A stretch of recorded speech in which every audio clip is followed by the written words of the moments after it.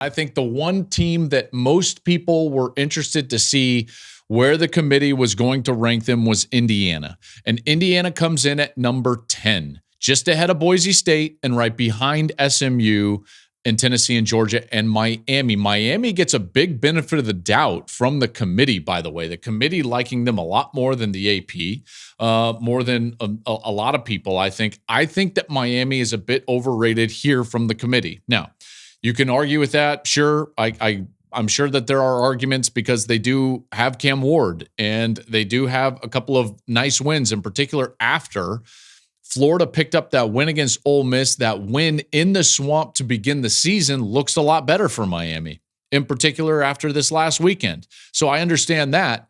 But then SMU at 9 and Indiana at 10. Indiana is not getting the respect that they deserve. So if I'm Indiana, if I'm the Indiana Hoosiers and I'm a Hoosier fan, how do I feel right now after seeing these rankings? Well, I think I feel two things. I feel a good bit of disrespect from the committee, and I also am going to feel cautiously optimistic about my standings in this playoff seeding, if you want to call it that, in these rankings. Let me expand on that. The disrespect is pretty obvious because if you actually look at the resumes as opposed to, like, let's say Miami and SMU, and more specifically SMU, then you would see that Indiana's resume is a lot better than SMU's. And they've got comparable records at 10-1. Their best wins are for SMU, Louisville, and Duke. And for Indiana, it would be Washington and Michigan. By the way, those two teams played for a national championship last year. The strength of schedule is actually not close in favor of Indiana at this point. 51st ranked strength of schedule for the Hoosiers, 77th ranked strength of schedule for SMU. And both of them are 0-1 against the top 25. So you don't have a top 25 win. You tell me how SMU's resumes suggest that they're better than Indiana. You can't. You can't. The loss, first and foremost, is not even comparable. This SMU team lost to BYU. Now BYU has started to stumble, and now this BYU team is not anywhere near what they have been for the really bulk of the season. You've got a 7-point win over Louisville, a 5-point win over Nevada, a 1-point win over Duke when you turned it over a million times, a 10-point win over Boston College. Meanwhile, Indiana had gone out there and just absolutely decimated the rest of their schedule, and they lost to Ohio State, not BYU, Ohio State, with the number one defense, both total and scoring, in the shoe. Those things are not comparable. Not at all. So, do I think that there's a fair bit of disrespect going towards Indiana? Absolutely. And if I was a Hoosier fan, I would be really upset. SMU should not be ranked higher than Indiana right here. Not even close. And by the way, you look at some of the other one-loss teams around them. You go all the way up to number 5, Notre Dame. Notre Dame's strength of schedule has not been great either. They're 78th in the country as far as strength of schedule, with, of course, their one loss being Northern Illinois at home. Now, Notre Dame has been tremendous against the rest of their schedule. That was a big win at Texas A&M, obviously, and then they've been hammering people. And rightly so, the committee has rewarded that. They've been killing folks, just like Indiana was killing folks. In fact, I believe Notre Dame now has passed Indiana in terms of average margin of victory, in terms of those wins during the course of the year, the 10 wins for Notre Dame. But their loss is Northern Illinois. That happened in South Bend. Indiana goes on the road to Ohio State after totally dismantling the rest of their schedule, and we're going to throw them to the wolves because their punt team can't execute? I mean, I felt like that was a big disrespect towards Indiana. You take a look at the other one-loss teams. Miami is the 59th ranked strength of schedule. SMU has the 77th ranked strength of schedule, and the losses are not comparable. They are not comparable. Indiana lost to Ohio State. Miami lost to Georgia Tech.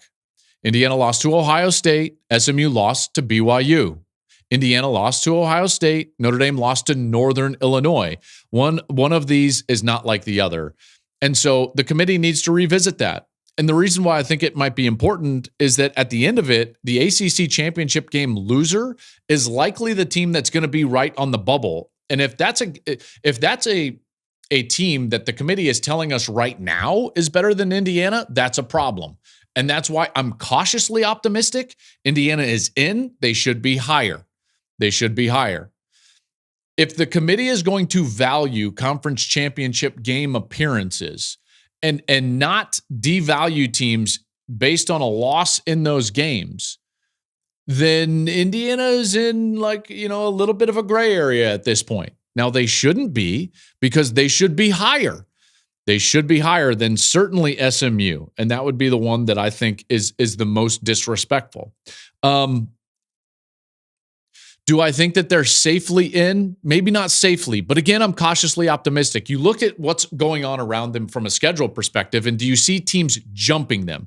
That's what I would have to be worried about if I was Indiana. Do I think that the Clemson, South Carolina winner is going to jump Indiana? I don't. I do think it would help if Indiana took care of business and won by a significant margin over Purdue. I really do, because Purdue is not very good, and that strength of schedule is going to get knocked down because of facing the Boilermakers. However, do I think teams are going to jump them?